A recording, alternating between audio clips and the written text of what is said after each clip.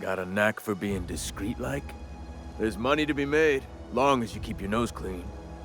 Edgewater is a company town, board-owned and operated. That includes the cemetery. None of us own our grave sites, we rent them from the company. Renting means money. Money means paperwork. Paperwork means signatures. Some of our families become a mite delinquent in paying their dues, you see? 4 workers still haven't paid up. Phyllis, Conrad, Ludwig, and Martin Abernathy. He's a special case. You may want to twist his arm a little. He just is. Look, I don't want to get into it. Just make sure he pays up.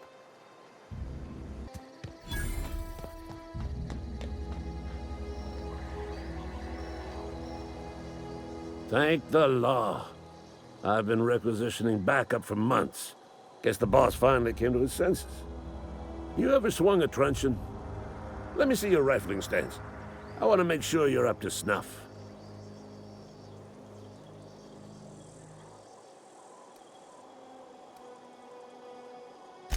I told Silas I'd pay my dues if he agreed to join the Resistance. Guess this means he's finally heard the calling. Yes, Mr. Thompson. I'm fine, Mr. Thompson. Never been healthier. Whoa, did Mr. Thompson send you? Well, you tell Mr. Thompson I'll be right at my post. Tomorrow. Bright and early tomorrow. Because I'm definitely not plagued. As spry as a spring chicken. That's old Abernathy.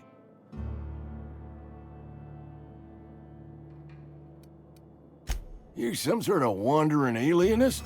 Walking into a man's own domicile, pestering him about his mental state?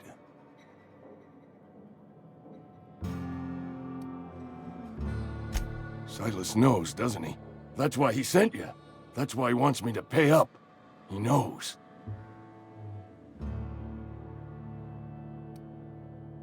Sounds like he's already told you. You may as well hear it from me. I'm dying. I'm not long for this world. The date of my expiration is fast approaching, and soon I shall be ushered through the great cannery in the skies. It's plague. Has to be. Silas knows. He knows I got one foot in my grave, and now he wants to charge me for the other one.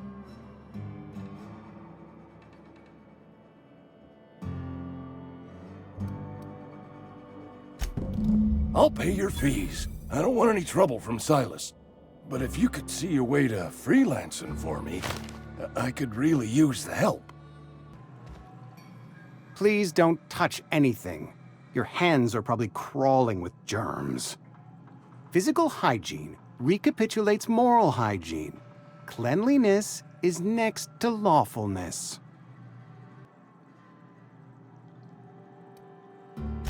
Ah, gravesite fees. Silas and I had talked about this at length. I thought I'd made it clear my pecuniary situation precludes the necessary restitutions. As broke as pie crust, friend. Bidless, indigent, destitute. I simply cannot afford it. I am a blemish on the prosperity of our fair settlement. When I expire, I expect Silas to toss my body into a ditch.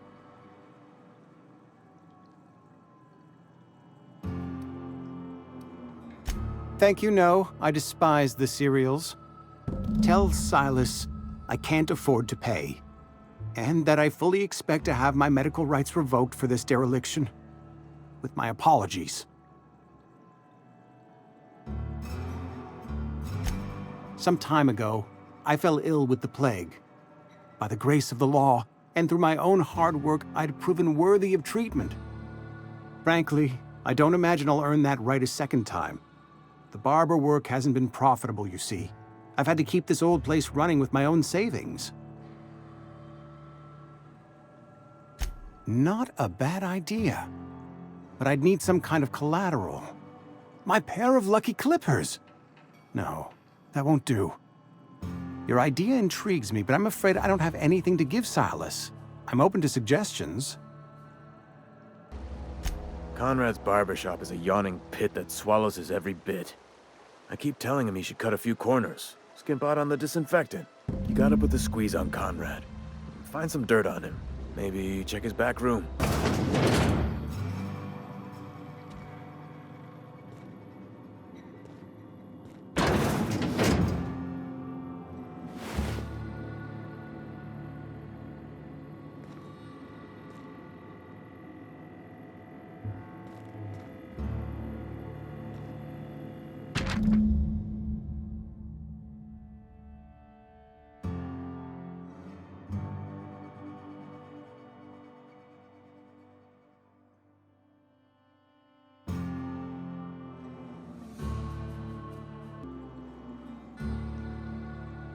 You know about Eugene?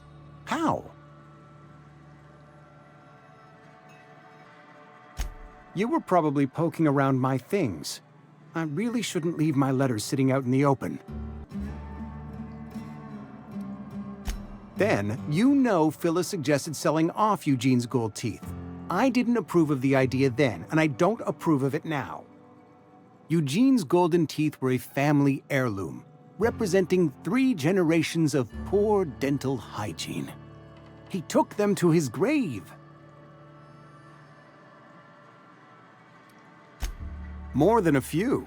Those teeth were his personal savings. I can't ask Silas to dig up a man's body and pry a few teeth loose from his jaw just to pay my bills. Can I? That's unthinkable. Eugene's body and all rare earth minerals contained therein are solely the property of Spacer's Choice. I can't ask Silas to dig up a man's body and pry a few teeth loose from his jaw just to pay my bills. Can I? The good Vicar Maximilian and I have never quite seen eye to eye, but your point is well taken. Here you are. Gravesite papers affixed with my signature and an IOU.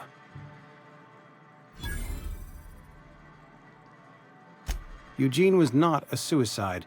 He put a bullet in his brain, yes, but that's largely a technicality.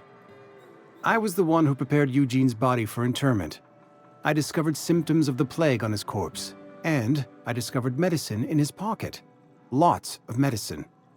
Eugene overdosed on adrenatime, which is known to cause psychosis and paranoia as possible side effects. The paranoia drove him to take his own life. We can all thank our lucky stars that young Eugene was hopped up on medication and suffered its predictable side effect. I included it all in my official report. I'd like to think I saved Edgewater a great deal of money. We never could have paid the fines associated with a suicide. You the new worker? Whatever. Make it quick, Tenderfoot. I'm busy. Shit. Silas still on about that. Here, take the fees. I'd appreciate it if you didn't tell Reed I was late on my payment. Because they're not my fees and not my gravesite. Guy I worked with shot himself. I paid the bill.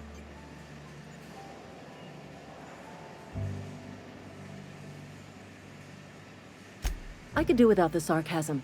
Wasn't acting out of the goodness of my heart.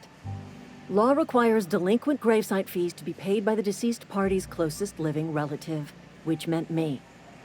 Shame, though. Eugene was a good worker. Woke up one morning and put a round through his upper story. Can't imagine why. The kid was doing all right at his desk. We all thought he was an upstanding receptionist. Just between the two of us, I'm pretty shocked his weapon didn't misfire. Spacer's Choice handguns aren't the most reliable. Eugene wasn't family.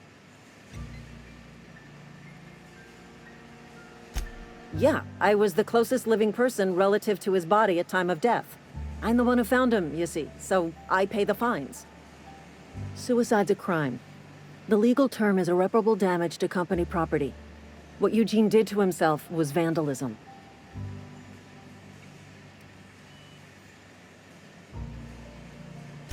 When one of your workers commits a crime, the entire town pays for it. In other words, Edgewater would have been penalized pretty hard. Whatever Eugene was worth as an asset, we would have had to pay out of pocket to Spacer's Choice.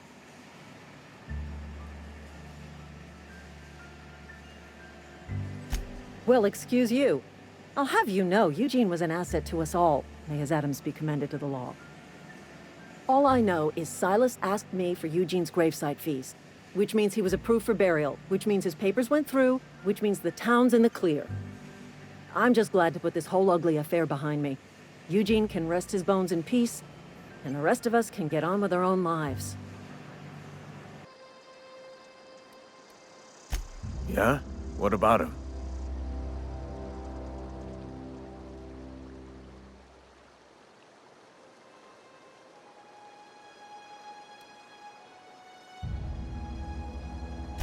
Yeah. Funny thing, Eugene's body ain't where it's supposed to be. The night we was supposed to commend his body to the earth, I had his grave all dug up and ready, right? And so I thought, I'll just rest my eyes a bit. When I woke up, his body was gone. Spirited away. Vanished. The footprints nearby suggested that Eugene was stolen by marauders. Or he rose from the dead.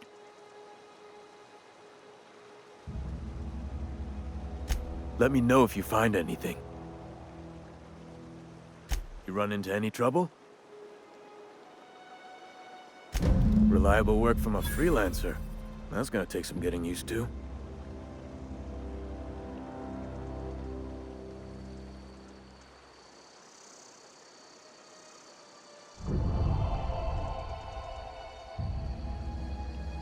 And I'll buy you a drink sometime.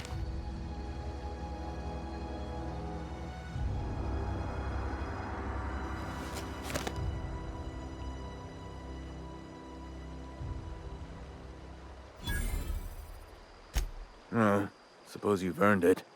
One good turn deserves another.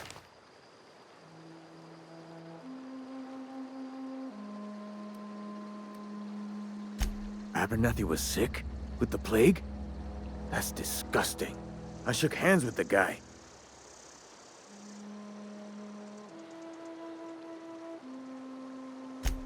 What? No. If I knew he was sick, I would have had him reported. I needed his fees because of his name. A, for Abernathy. He was at the top of my list, you see?